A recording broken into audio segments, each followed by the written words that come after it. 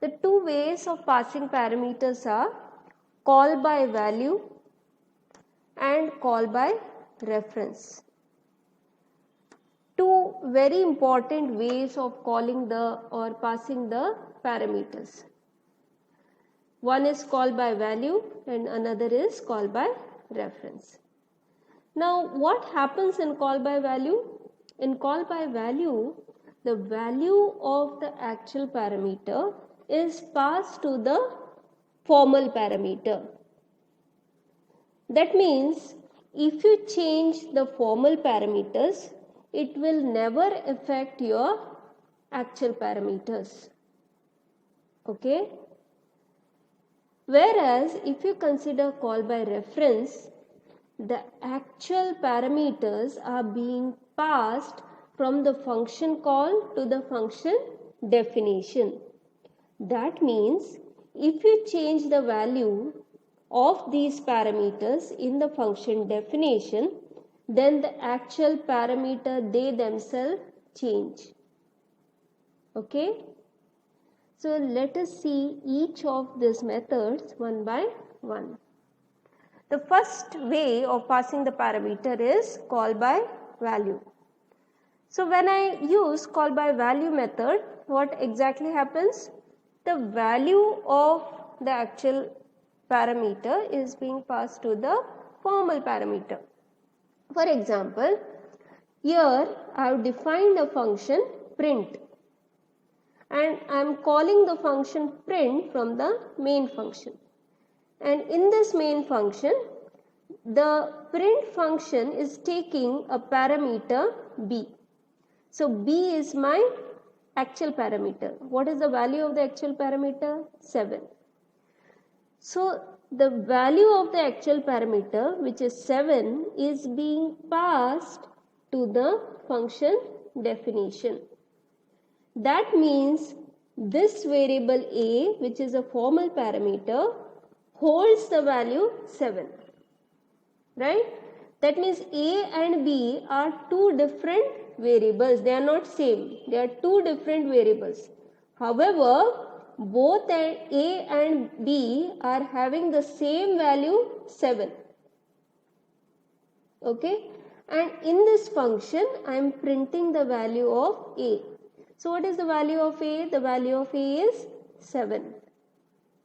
How did it get this value 7? Because I am using the concept of call by value. That is, the value of b is being passed to the variable a.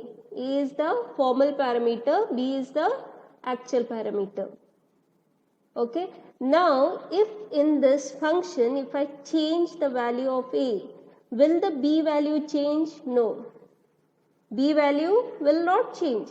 Why? Because I am not passing b. I am passing the value of b. Is it understandable? We can show this with the help of an example. So let me take an example of swap function which is swapping the value of two variables. Okay. So let me delete all this stuff which was defined previously and let me define a new function here, swap. I'm declaring two variables, a is equal to 5 and b is equal to 6.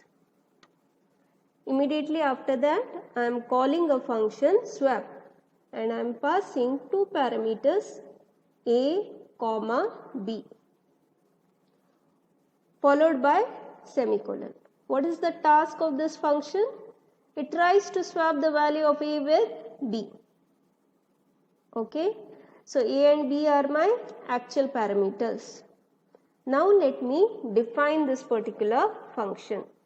This function doesn't return any value, so the return type is void, followed by the name of the function, that is swap, followed by the parenthesis, followed by the parameters. Each parameters are of type integers. So I declare two variables c and d which are of type integers, and let me define this function by opening the scope of this function with the opening flower bracket.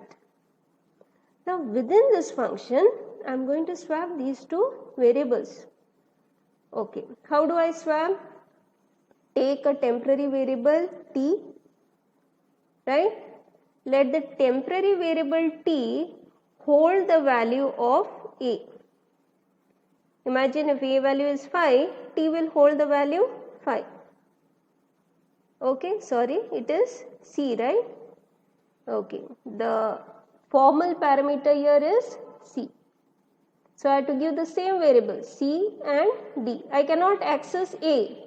Why I cannot access a? Because a is visible only in the main function. Where is a and b visible? A and b are visible in the main function. Can I access a here? No. A cannot be accessed in this function. It is not visible here. So I will access the formal parameter, that is c, which is holding the value of a. Okay. After this, what shall I do now? I want c to hold the value of d. So I will say c is equal to d. Done. After this, d should hold the value of c, right? So I should say d is equal to, can I say write c? No, c already has the value of d. So who has the previous value of c? T. So I say d is equal to t. And then I close this function. Okay. So what this piece of code has done, it has swapped the value of c and d, which are referring to the variable which is holding the value of a and b. And then I print the value of c and d. So what I will say is cout insertion operator c equal to, okay, c equal to is a string, so I give it in double quotes and then I print the value of c. So I directly print the value of the variable c, followed by endl, so that the control goes to the next line, followed by the value of d. D equal to is a string, so I am giving it in double quotes, followed by insertion operator, followed by the value of the variable d. Okay, let me also put an endl here, so that the output is clean and clear. Okay, I have forgotten a semicolon here, so I am getting an error here. So put the semicolon here, structure them properly, and then run this particular program so that I could see the swap values here. Okay, now this c is holding the value of a, right, and this d is holding the value of b, correct? Now once I come back to my main function, once I execute this function and come back to my main function, if I print the value of a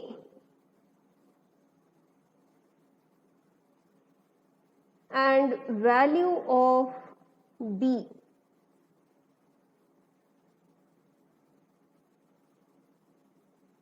what do you think would be the value of a and b?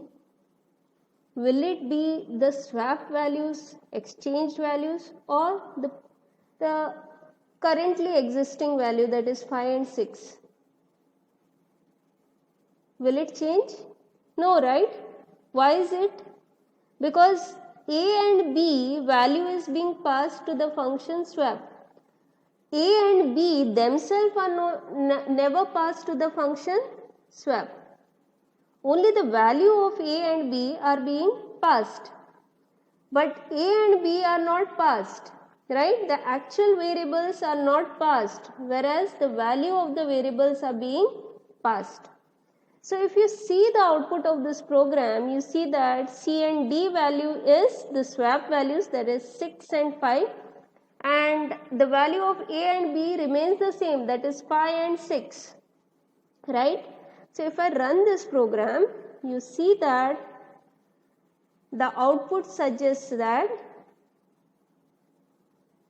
the C value is 6 after swapping, D value is 5. Once I come back to my main program, I execute the cout statement and find that the A value remains same, that is 5, and B value also remains same, that is 6. Okay. So that means I am using the concept of call by value. In call by value, the value of the actual parameter is passed to the formal parameters. So this is using the concept of call by value, wherein if I make slight change to the formal parameters, the actual parameters do not change. The actual parameter remains as it is.